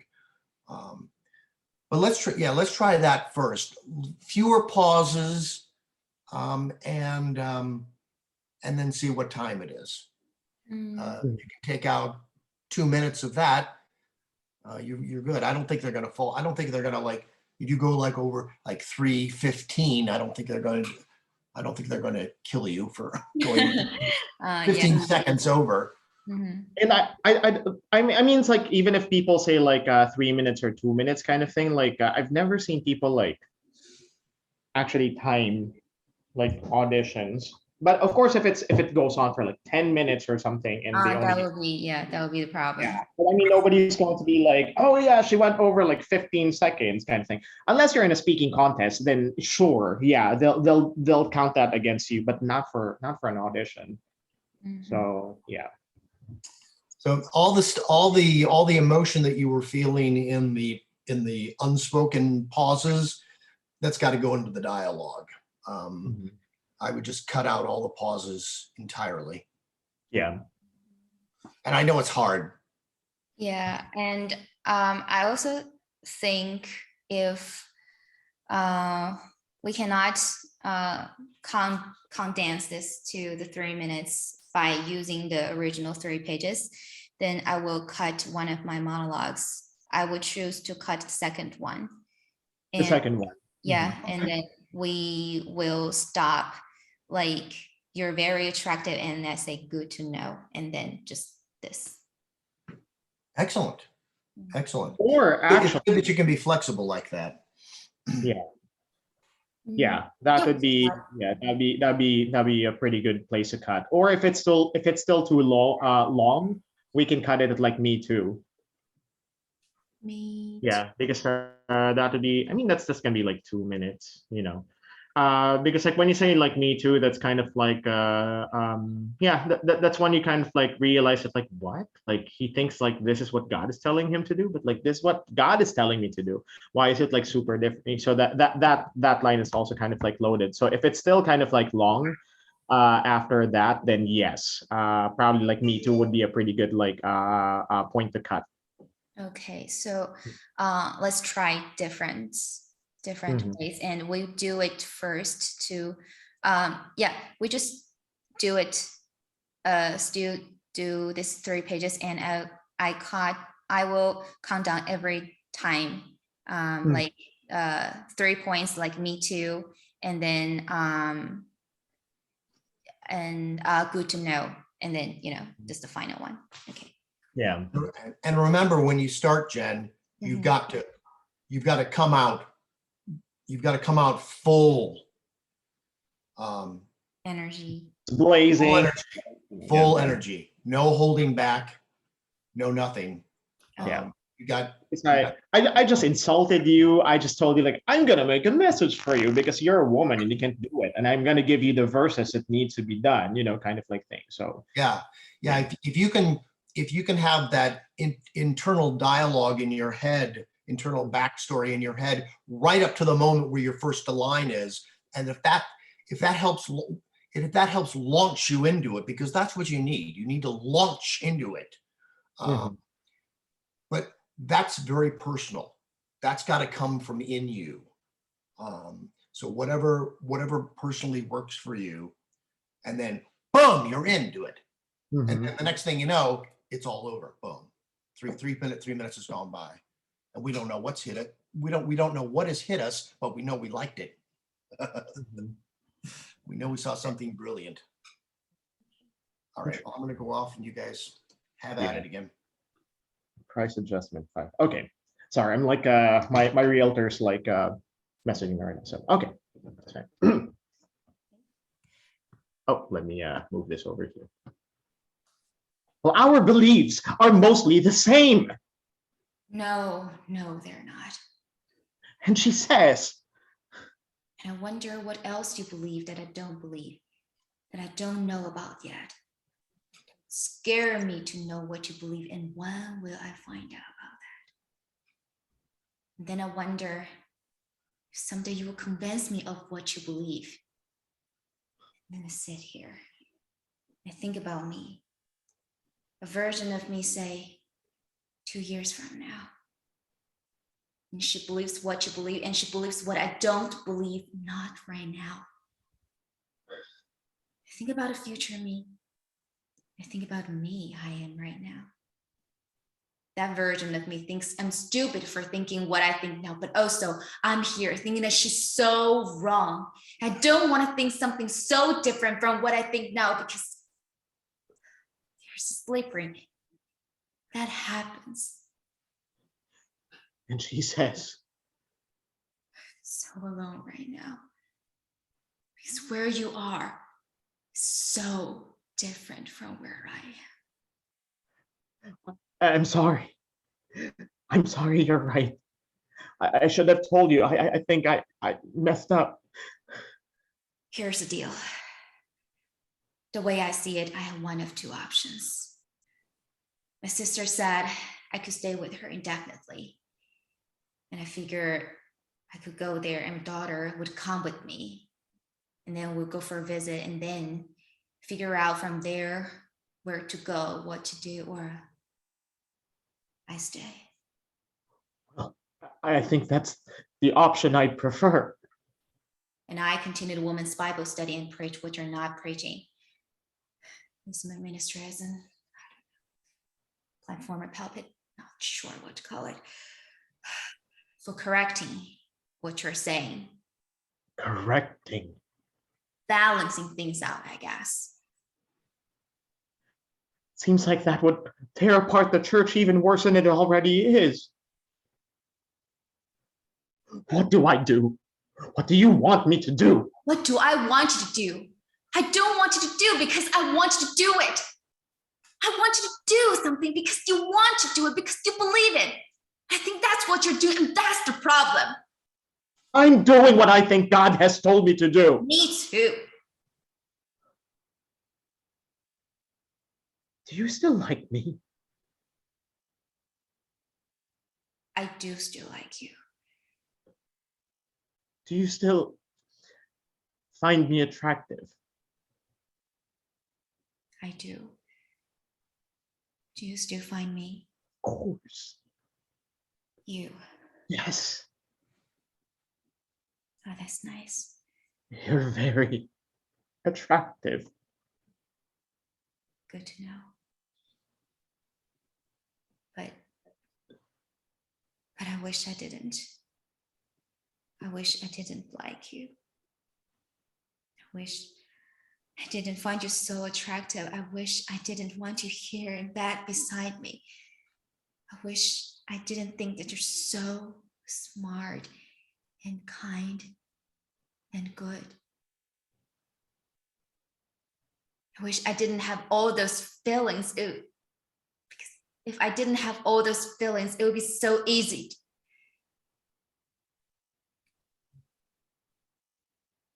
I'm worried that we won't be together forever. And I'm worried that it will be my fault. And God will say, when it comes to time to say the things, He will say, why did you fail him? Why did you let him fall away? Why did you not do everything you could to keep him from falling away? So this is me doing everything I can do. But really, I'm afraid to do everything I could do. But I know I have to do everything I can do because I want to be with you forever. By staying with you and making it easier on time. It would be harder if I weren't here.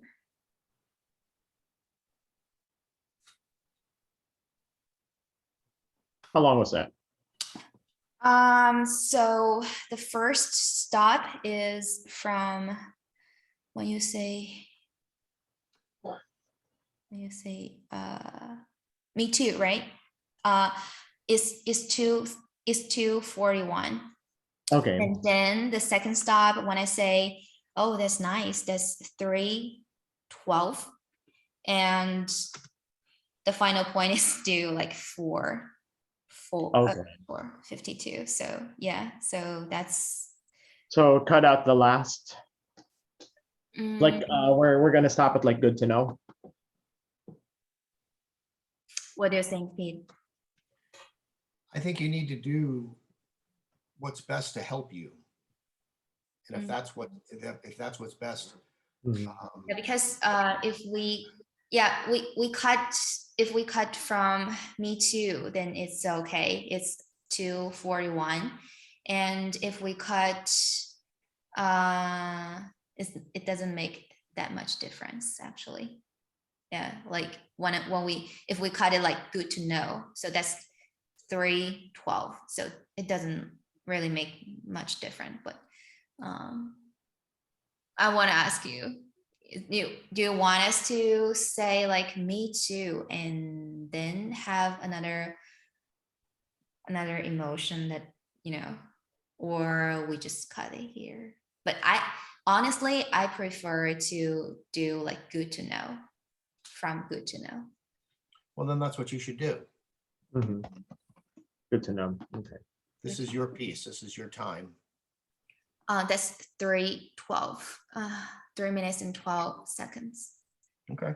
I don't think they're gonna fault you for 12 seconds. Okay. Mhm. Yeah. Okay. All right.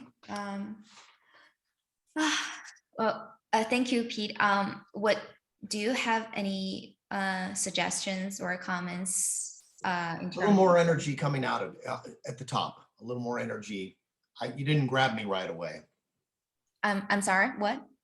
A little more energy at the very top. Mm-hmm. Even if it's a quiet moment, I need something that's going to grab me and pull me in like right away. Mm-hmm. Do you think it's better this time? Yeah. Oh yeah. Every time's a little bit better. There was a little bit, watch the pauses again, watch the pauses. There's no time to build with this piece like you would in a normal performance. You've got to get right to it. So any subtlety you do has got to be in the dialogue that you are speaking. Mhm. And keep your volume a little bit up. There's a couple of quiet moments, and it's only because of the technology. If we were here in person, I wouldn't have any trouble. But remember, you're dealing with an imperfect technology, which doesn't capture necessarily the subtleties that you're bringing vocally to the piece.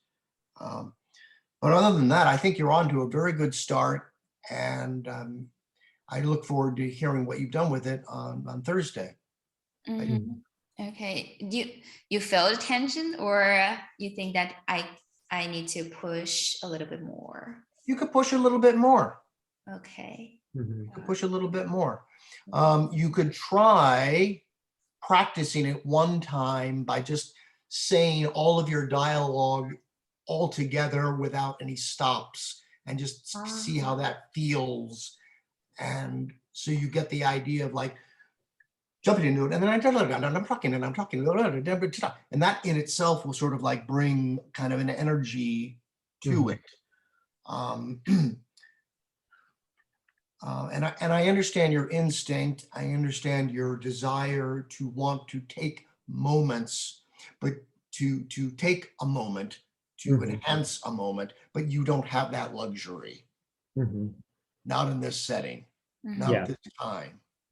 Okay. Okay. So yeah, I'm gonna practice this. Yeah. Down and dirty, as we say in America. Down and dirty. Okay. Okay. And what do you have any suggestions for, I wonder, what did you go through when you did audition with Roosevelt University? Well, I just kind of brought my strongest material, because that's what they always advise you. They always say dress in what you're comfortable with, and do material that you love. Something that, like Van was suggesting, a monologue should be like a favorite piece of clothing that you just slip on and it just feels good. and you Mhm. don't want to take it off. It just feels so good. That sweater or that blouse or that shirt, that it has meaning, it has memory, it has something about it, just feels good, and it just feels so good to be in it. Mhm. And that's something only you can do. No one can do it for you. We can And lead you up to it, mhm. but you got to do it on your Mhm. And ultimate.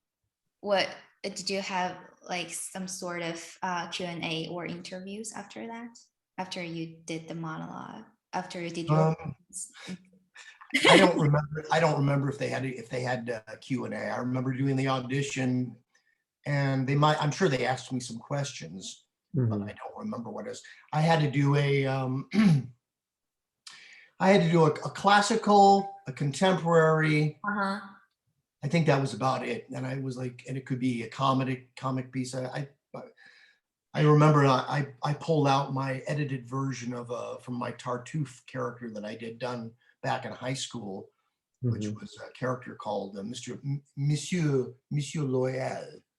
Huh. And it was a series of very short lines all strung together in a longer 2-minute monologue. Wow.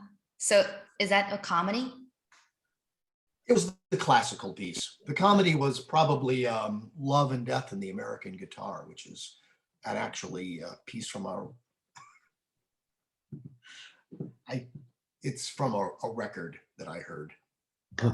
It's a monologue this guy delivers on a rock and roll record, but there's this one section where he has this short monologue, and I just liked it because it just kind of like kicks off. It's an attention getter right away, which the auditioners will either say, "Wow, this guy's amazing," or "Wow, I can't wait till this is over to show this guy the door." Mhm. You're either going to get one reaction or the other. They cannot be indifferent. Yeah. You're headed in the right direction. By necessity, you've got to make some hard choices. Mm-hmm. But as I say, you've got a great partner to work with. Mm-hmm. And you have time. Mhm. You know this material. Yeah. You know this character. Mm-hmm. I did it, like every time I did a monologue, I did a show is from the very beginning to the very last sentence. So I never done that from the middle of it. So I missed several lines. So now I'm gonna work on that. Yeah, just Okay. jump right into the emotional curve. Well, the strength of this piece is the writing. No one's going to, unless someone's got the script in front of them, when you do it, they're not going to know that you've made these cuts because that's how good the dialogue is. Okay. Only you and Van are going to know what cuts. Mhm. It's going to be seamless. Yeah. Okay. That's the beauty of it. You've chosen a great piece here to work with. Okay. Thank you. Thank you. Yeah. So Ben, will you memorize those after? Oh yeah. Okay. Mhm. That'll be fine. Thank you. Thank you. I appreciate that. And I'm glad to help. yeah, I think next time I emailed Parker, and she probably her laptop probably have some sort of problem. She didn't reply me back, but I think that she will join us next meeting, because I think a couple of hours later, then we will have the audition. So yeah. Mhm. Yeah. Yeah. Mhm. And I will send you the link of the audition, Van. And Yeah. I want to ask you, can you log? It's like our on Zoom meeting a little bit earlier. The audition time is 9:30, and we will be drag into the waiting room and Mhm. then wait for the instructions and everything, and then we go to the audition room. But before that, Yeah. I wanted to ask you if you have any time that we can. Yeah, that'd be fine. Yeah, Mhm. I wanted So to. like, I wanted how early do you want like to meet before? 1 hour or 1 hour and a half. So like 8:30. 8:30 or 8. It depends on you. Well, because like the audition starts at like 8, and like what do you want to do for like that hour? I wanted to, warm up a bit and. Warm up a bit. Okay, yeah. I think an hour would be enough time for like yeah, for like warm up. Mhm. Okay. And we will still use this So Zoom link. like yeah, so I'll do like I'll just put here in my calendar like 8:30. Okay, thank you. Okay. And then when it Saturday. comes to That's still 9:30. like that's still Saturday, right? Yes. Yeah. Mhm. Because it will be my 8:30 p.m. So I wanted to have the warm up. Wait, hold on, wait. Is that 8:30 p.m.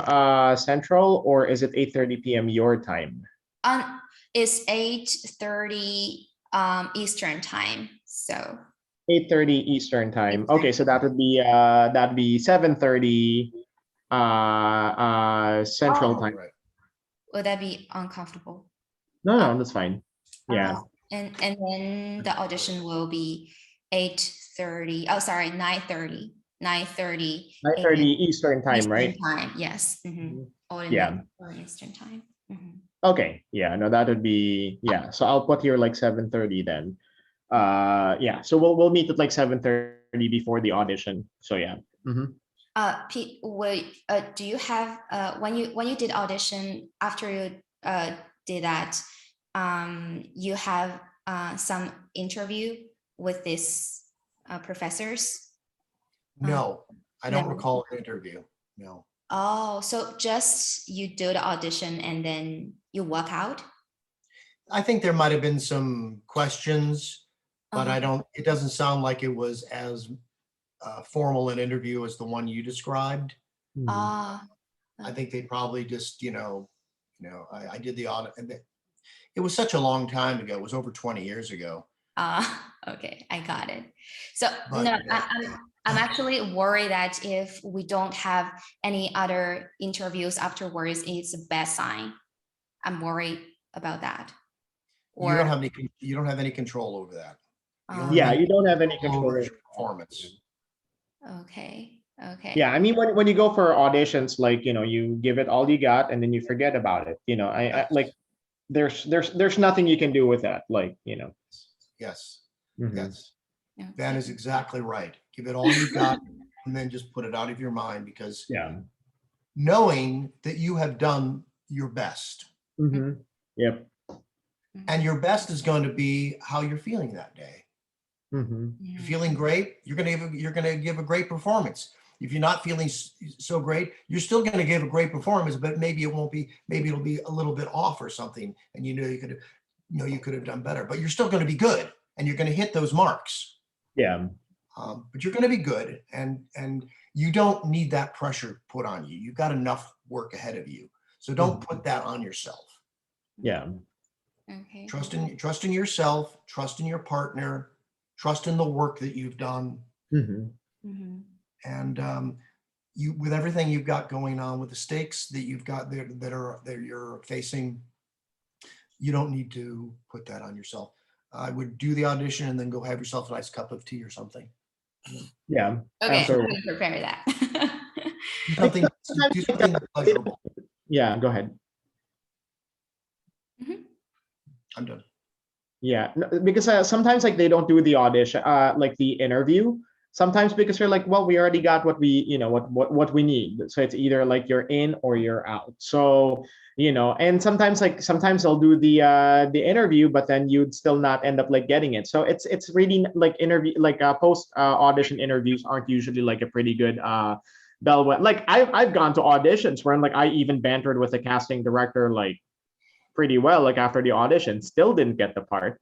So, it's you can never use like post audition interviews as like a bellwether for, for that. I mean, like especially like if you're trying to get into a school, they already know that like, you just didn't come off the street like trying to audition, like they know that like, the school and you want to get in kind of like thing. So yeah.